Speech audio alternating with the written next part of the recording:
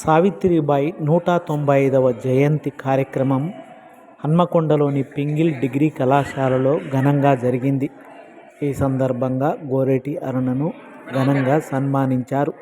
కార్యక్రమానికి ప్రధాన వక్తగా హాజరైన ప్రొఫెసర్ కాసిం మాట్లాడుతూ, జీవితంలోని సమస్యల పరిష్కారానికి విద్య ఒకటే మార్గమన్నారు.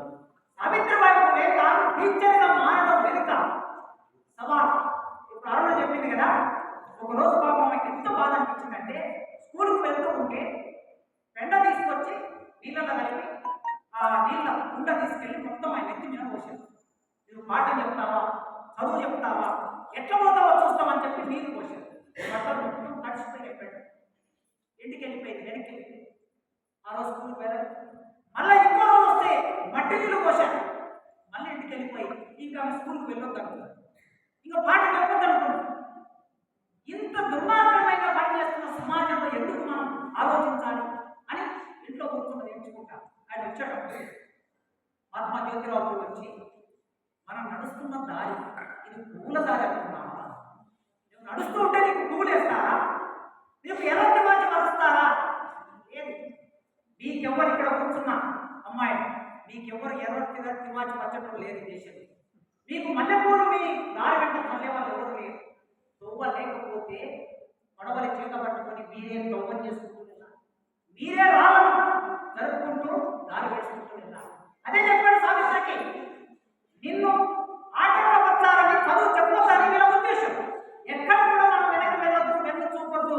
అందుకోసం నీవేం చేయాలంటే ఒక బ్యాగ్ తీసుకొని ఆ బ్యాగ్ ఒక డ్రెస్ పెట్టుకో, ఇంకొక డ్రెస్ వేసి, ఒక డ్రెస్ వేసుకొని పోతావు. నేను డ్రెస్ పరిశుద్ధం చేస్తాను, మట్టి వేసి పేడ వేసి. ఇది కలుషితం చేసిన తర్వాత అక్కడ వెళ్ళాక బ్యాగ్లో ఉన్న డ్రెస్ తీసుకొని ఆ డ్రెస్ మార్చుకొని అప్పుడు చదువు చెప్పు, అప్పుడు ఏం చేస్తారో చూసుకోవాలి. అట్లా ఆయన ప్రతి సందర్భంలో ఆమె అండగా నిలబడ్డాడు, ముందుకు నడిపించాడు. రమక్క చెప్పింది కదా, ఒక అమ్మాయి, చిన్న చిన్న అమ్మాయిలు భర్త చనిపోతే ఇళ్లలో ఉంటారు. వాళ్ళకి ఏం పనులు చెప్తారో తెలుసా?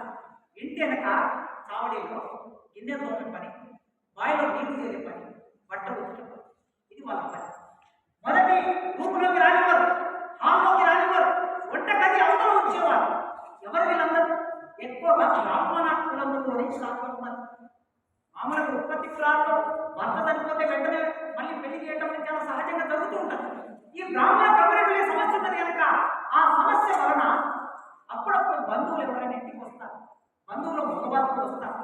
ఈ వచ్చిన మగవాళ్ళు దుర్మార్గులైన మగవాళ్ళు ఆ అమ్మాయి 15 ఏళ్ళు, 20 ఏళ్ళు, 18 ఏళ్ళు వయసులో ఉన్నటువంటి అమ్మాయిని వశపరుచుకొని వాళ్ళు ఉపయోగించుకుంటే వారికి